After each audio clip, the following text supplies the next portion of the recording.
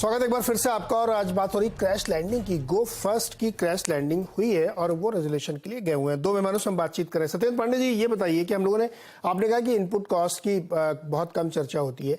मान लेते हैं कि एटीएफ एक बड़ी कॉस्ट है, लेकिन क्रूड अब बहुत नीचे है सर। उस समय की दौर अलग था जब क्रूड 100, 120, 30 डॉलर था, लेकिन अभी तो 70-75 डॉलर पे चल रहा है। दूसरी कॉस्ट हो सकती है कि उनको जो किराया भाड़ा देना होता हो लेसर को डॉलर में, उसकी भी थोड़ी कॉस्ट हो सकती है। लेकिन उसके एवज में आप वसूल भी तो रहे ना। आपने कौन से बहुत सस्ते किराए पे चला रखे। कोई कॉम्पिटिटिव फेयर तो है नहीं पिछले 2-3 सालों से। दिल्ली मुंबई का फेयर देख लीजिए आप, किस तरह कौन सा कॉम्पिटिटिव है। तो आप ये बहुत लॉजिक देके जो एयरलाइंस कंपनियां रोती रहती हैं कि साहब कॉस्ट बहुत है, एटीएफ इंपोर्ट करने दो, वो सब कर चुके हैं यूपीए गवर्नमेंट में भी, लेकिन कुछ नहीं होता है। मुझे ये समझना है आपसे कि ये क्या दिक्कत क्या होती है। एक एयरलाइन ठीक चल रही है, इंडिगो इतने दिन से चल रही है तो सही चल रही है, बाकी सबको कुछ ना कुछ प्रॉब्लम होती रहती है। तो नीरज जी, आपका कहना सही है, लेकिन जैसे मैंने बोला, ये किसी एक चीज की वजह से नहीं है। तो आपको देखना है फ्यूल, फॉरेन एक्सचेंज और फाइनेंसिंग। और जो आप हवाई किरायों की बात कर रहे हैं, ये काफी सिक्लिकल होते हैं। तो अप्रैल से जून में मुनाफा कमाने का समय होता है, क्योंकि कई लोग यात्रा जारी करते हैं, क्योंकि स्कूल वेकेशंस होते हैं, फेस्टिवल्स होते हैं। और फिर जुलाई से सितंबर एकदम डिमांड कम हो जाता है, क्योंकि मॉनसून सीजन आता है, तो कई छुट्टियां नहीं होती, वहाँ स्कूल चालू हो जाते हैं। फिर अक्टूबर से दिसंबर फिर काफी डिमांड आता है, और फिर जनवरी से मार्च फिर थोड़ी कमती होती है। तो इस पूरे साइकिल को मैनेज करना पड़ता है इनपुट कॉस्ट के जरिए से। जो आप मेंटेनेंस करेंगे, कितने जहाज आप निकालेंगे फ्लीट से, उसके माध्यम से। और आ, आ, ये जो रूट्स हैं, जैसे लेह लद्दाख आप विंटर में नहीं ऑपरेट कर जी, सकते, ये तो कंपनी समर में। शैलेंद्र जी, कंपनी ये कह रही है कि वो इंजन की वजह से दिक्कत हुई। आपको क्या लगता है क्या गड़बड़ हुई होगी जो आप एसेस कर पा रहे होंगे? नहीं, अगर आप कंपनी के फाइनेंशियल्स देखें, तो ये कोई अचानक से नहीं हुआ। ये 3 सालों से, कोविड के बाद से ही इनके फाइनेंशियल्स काफी गति से डिटीरियोरेट होते जा रहे हैं। और कहना है कि प्रमोटर ने 300 करोड़ डाला इस कंपनी में, लेकिन जो इन लोग को चाहिए था वो था 1500 से 2000 करोड़ के बीच। तो कहाँ 300 करोड़ और कहाँ इक्विटी चाहिए थी 1500 से 2000 करोड़ के बीच। तो ये जब आप डेटा देखते हैं, ये काफी क्लियर है, ये अचानक से नहीं हुआ। ये धीरे धीरे ये एयरलाइन की स्थिति खराब होती ही जा रही। उड़ पाएगी दोबारा अब एनसीएलटी का प्रोसेस है। पहले तो वो लोग एक्सेप्ट करेंगे, उसमें ये लोग 10 से 14 दिन लगा सकते हैं।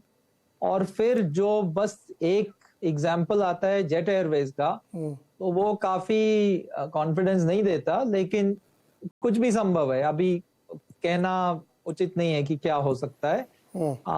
गुरमीत, ये इंटरेस्टिंग सवाल है। देखिए, मैं तो चाहता हूँ कि उड़े, एक और एयरलाइन चलनी चाहिए, लेकिन बड़ी दिक्कत इसमें होती है।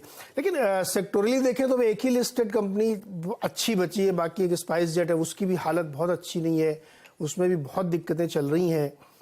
तो गुरमीत, आप अंडरवेट है इस सेक्टर में क्या? नहीं, मैं एविएशन, जैसा मैंने बोला नीरज जी, ग्रेवयार्ड सेक्टर है। अब यूएस में देखिए 400 एयरलाइन बंद हुई है 1920 से। तो ऐसा नहीं है इंडिया स्पेसिफिक है, इसमें कभी ब्लैक स्वान इवेंट होता है, जैसा कोविड जैसा, बहुत सारे वेरिएबल्स हैं। तो आपको ऑपरेशंस में बहुत लीन होना है। और सर ने अभी बताया कि सिक्लिकलिटी भी है फेयर्स में। तो एक जो अप्रैल जून क्वार्टर है और आपका अक्टूबर टू दिसंबर क्वार्टर है, वहां आपको मैक्स करना होता है। तो जो स्ट्रॉन्गर प्लेयर्स हैं वो डोमिनेट करने लगते हैं। ये हमने देखा है बहुत सारे कंट्रीज में भी, यूएस में भी देखा हमने कोविड के बाद। तो मुझे लगता है कि थोड़ा इमीडिएट गेन होगा। इंडिगो को दिख भी रहा है, आप मूवमेंट देखेंगे। और जितने रूट्स पे गो एयर थी, लगभग आई थिंक 26-27 डेस्टिनेशंस कवर करती है। और थोड़ा इंटरनेशनल भी, सब में इंडिगो है। और कुछ एक लोकेशंस में आई थिंक सिर्फ इंडिगो और गो एयर ही है, जैसे नागपुर है, लेह है, श्रीनगर है, काफी सारे रूट्स में। और ओवरऑल ट्रैफिक जो है रिबाउंड कर रहा है। G20 है इस साल, काफी सारे स्पोर्टिंग इवेंट्स हैं। तो मैं ओवरऑल आउटबाउंड को लेके पॉजिटिव हूँ, बट एविएशन से अच्छा वो दूसरा तरीका उसका खेलने का होटल्स है, कैरी बैग्स और लगेज स्टोरी। आपने इंडियन होटल्स का देखा, लगभग 2 क्वार्टर से 300 करोड़ का मुनाफा कर रहे हैं, जितना उन्होंने पूरे साल में भी नहीं किया कोविड के पहले। करीबन करीबन 21,000 रूम का इन्वेंट्री है अब अक्रॉस ब्रांड्स, ताज, विवांता, सिलेक्शन, जिंजर। और जो नई मैनेजमेंट है वो बहुत एसेट लाइट मॉडल ले रही है। वो मैनेजमेंट कॉन्ट्रैक्ट्स और रेवेन्यू शेयरिंग के थ्रू ज्यादा एक्सपेंशन कर रहे हैं। ईआईएच आप देखिए, जिसमें ओबरॉय और ट्राइडेंट जैसे बड़े ब्रांड्स हैं, वो भी अच्छा कर रहे हैं। आप कह रहे हैं कि इस सेक्टर में जाना है तो उधर चले जाओ, इधर ग्रेवयार्ड सेक्टर की तरफ मत आओ। अच्छा, नहीं, ये बहुत इंटरेस्टिंग बात इसलिए कह रहा हूँ क्योंकि देखिए ये सब कहने सुनने की बातें, लेकिन इस सेक्टर में कुछ इनहेरेंट बड़ी समस्या है कि कुछ ना कुछ दिक्कत होती रहती है इसमें। आपको कोई चीज़ सस्ती नहीं मिलती है, बहुत प्रीमियम पे मिलती है, स्टिल ये सेक्टर प्रॉब्लम है। पांडे जी, मुझे एक चीज़ बताइएगा, एनसीएलटी में क्या उन कंपनियों का भी रेजोल्यूशन होगा, उनको भी कुछ सुना जाएगा मामला? जैसे मान लीजिए इंडियन ऑयल का एटीएफ का बकाया 2,000 करोड़, तो उसका कुछ निपटारा होगा? खाली जो लेंडर है 6,000 करोड़ बैंक वाले, इनका ही होगा? नहीं, उन सब का निपटाना होगा, और इसीलिए जो एनसीएलटी प्रोसेस है वो काफी लंबा चलता है, क्योंकि आपको एक एक वेंडर, चाहे वो आपके ऑफिस में पेपर सप्लाई करे, चाहे वो आपको तेल दे, एक एक के साथ सेटलमेंट करना पड़ता है। और क्रेडिटर्स कमेटी अपॉइंट होगी, रेजोल्यूशन प्रोफेशनल अपॉइंट होगा, और इसके पश्चात एयरलाइन को फिर उड़ाने का कोशिश होगी। लेकिन आपने एक सवाल पूछा कि क्या ये वापस आ सकती है, तो यात्री के तौर पे मैं तो नहीं बुक करूंगा अभी गो एयर अगले 1, 2, 3 महीने, और आप भी नहीं बुक करेंगे, मैं ये काफी कॉन्फिडेंस के साथ कह सकता हूं।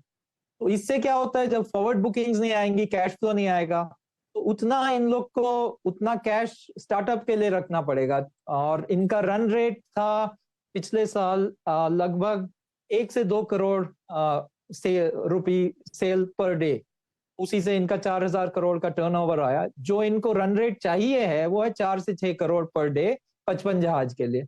तो काफी मतलब वेरिएंस है, और इस वेरिएंस को किसी तरह, इस गैप को कम करना पड़ेगा।